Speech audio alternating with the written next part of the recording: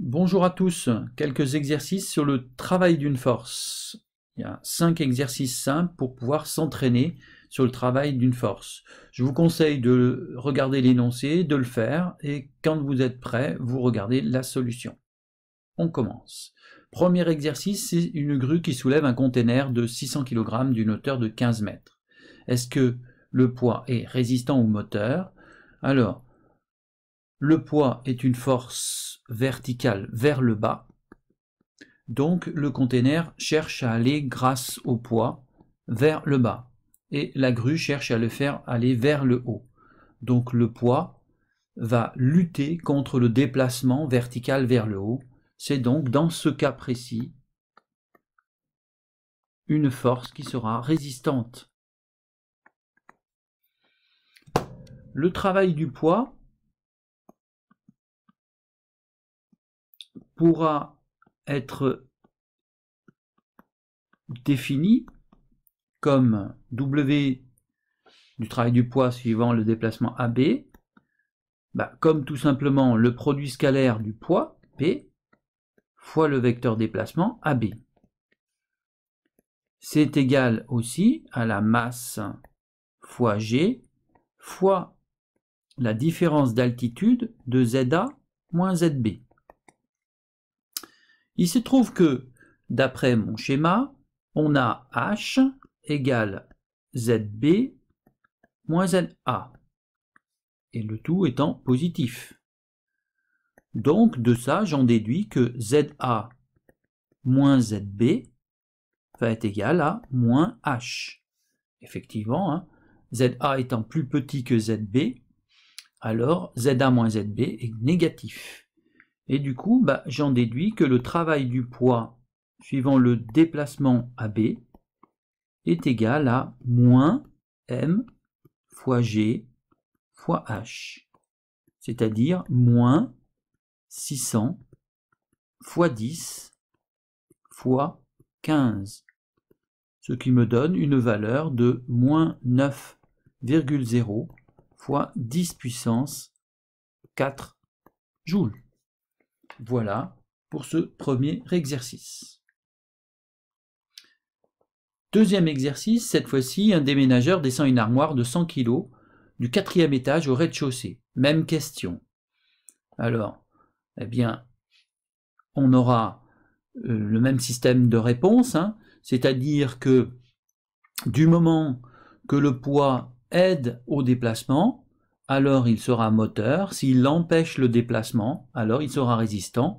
Ici, je pars d'un niveau haut vers un niveau bas. Le poids va dans la même direction que le vecteur déplacement, qui est de haut vers le bas. Alors, le poids sera moteur. Il va aider au déplacement AB. Comme dans l'exercice précédent, le travail du poids va être égal à M fois G fois la différence d'altitude ZA moins ZB. Il se trouve ici que ZA moins ZB est positif, qui est égal à H. Donc ça fait M fois G fois H.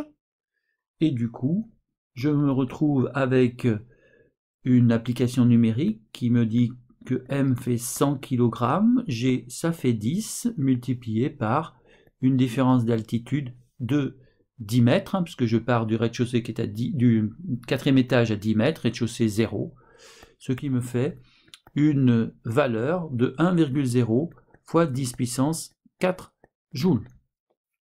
Voilà. Donc retenez que si un objet monte, si on fait monter un objet, le poids va lutter contre l'ascension de cet objet, du coup ce travail sera négatif. Si par contre on fait descendre un objet, le travail sera positif. Voilà, maintenant exercice 3. Une caisse va glisser le long d'un plan incliné et on me demande les forces qui s'exercent sur cette caisse. Cette caisse, il exerce deux forces en fait, le poids bien sûr puisqu'on est sur terre qui est vertical vers le bas, et puis la réaction du support qui est perpendiculaire au déplacement, à condition bien sûr qu'il n'y ait pas de frottement, mais c'est ce que l'on va considérer dans cet exercice. Voilà, on a donc deux forces comme ceci, et la caisse va glisser comme ceci. On me demande d'exprimer le travail de chacune de ces forces. Alors on va commencer d'abord par le travail de R, de la réaction du support. Alors c'est R fois scalaire AB, qui ne change, c'est la définition. Ce qui fait R fois AB fois cosinus de l'angle que fait R avec le vecteur déplacement AB. On voit que R et le vecteur déplacement AB sont perpendiculaires, orthogonaux. R est perpendiculaire toujours au vecteur AB. On a R qui est comme ça et AB qui est horizontal, qui est sur le plan de la piste. Donc on a 90 degrés et cosinus 90 degrés, ça fait 0. Donc le résultat du travail de la force R, ça fait 0. D'une manière générale, toute force perpendiculaire au vecteur déplacement fera 0. Donc ce ne sera pas forcément la peine de réécrire tout ça.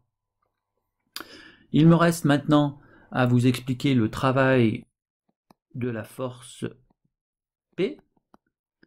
D'après ce que l'on vient de voir précédemment, ça fait M fois G fois ZA moins ZB. D'accord ? Il se trouve effectivement que ZA étant plus grand que ZB, la caisse descend, le poids va aider à faire descendre la caisse, donc on sait déjà que ce travail sera positif. Maintenant, qu'en est-il de ZA moins ZB? Eh bien en fait, si je regarde, je vais redessiner dessous le triangle. En fait, on a alpha, on a A ici, on a B ici, et on a H ici. Et donc, d'après la trigonométrie, le sinus de l'angle alpha, c'est le côté opposé, alors opposé sur l'hypoténuse. Côté opposé à quoi? Côté opposé à l'angle, et du coup, moins sinus alpha, ça va être égal à H divisé par l'hypoténuse qui vaut AB, ça tombe bien, H égale ZA moins ZB, donc sur AB. J'en déduis donc que ZA moins ZB sera égal à AB fois sinus alpha. Voilà, j'en ai déduit ZA moins ZB, donc quand je reviens au travail du poids, ça me fait MG fois AB fois sinus de l'angle alpha, c'est-à-dire 10 fois 10 fois 50 fois sinus de l'angle qui fait 25 degrés, ce qui me donne une valeur de 2,1 fois 10 puissance 3 joules. Voilà, maintenant, travail d'une force de frottement sur un déplacement horizontal. Voilà, donc toujours pareil, le travail suivant le vecteur, du vecteur F suivant la direction AB, eh bien c'est F, produit scalaire de la force F fois le vecteur AB, c'est-à-dire la norme de F fois AB fois cosinus de l'angle que fait F avec AB. Voilà la définition en fait du produit scalaire et du travail d'une force. Alors nous ici, si je prends sur le déplacement à un moment donné sur mon déplacement, F, il est comment?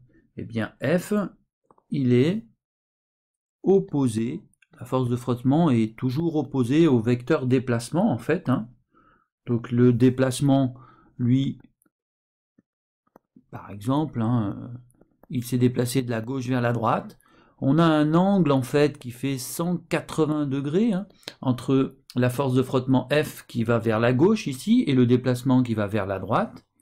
Et du coup, eh bien, ça va me donner finalement la force fait 200 newtons, le déplacement 10 km, c'est-à-dire 10 puissance 3, multiplié par cosinus de 180 degrés. Et cosinus 180 degrés, ça me fait moins 1, ce qui me fera moins 200 fois 10 puissance 3, ce qui me fait moins 2,0 fois 10 puissance 6 joules. Voilà pour le travail d'une force de frottement.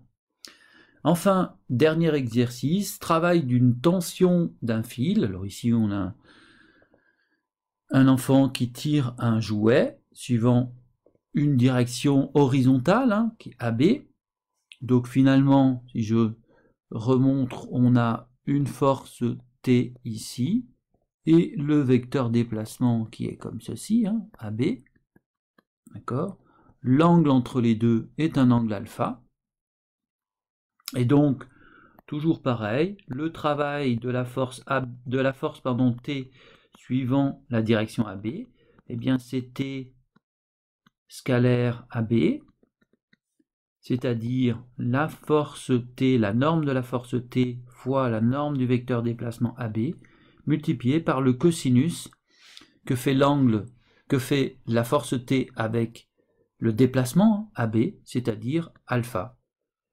Et donc en fait on a T vaut 10 newtons, le déplacement c'est 5 mètres, 5,0, fois le cosinus de l'angle qui est de 40 degrés, on obtient une valeur de 3,8 fois 10 puissance 1 joule. Voilà, là encore, c'est pareil, seul si on trace, la partie Tx, c'est-à-dire la projection de T suivant l'axe des X, l'axe horizontal, va aider au déplacement de A vers B. Et finalement, Tx, ça correspond à T fois cosinus alpha. Voilà, j'espère que ces vidéos vous auront aidé ou vont vous aider dans vos exercices sur le travail. Et moi, je vous dis à bientôt pour une prochaine vidéo. Au revoir.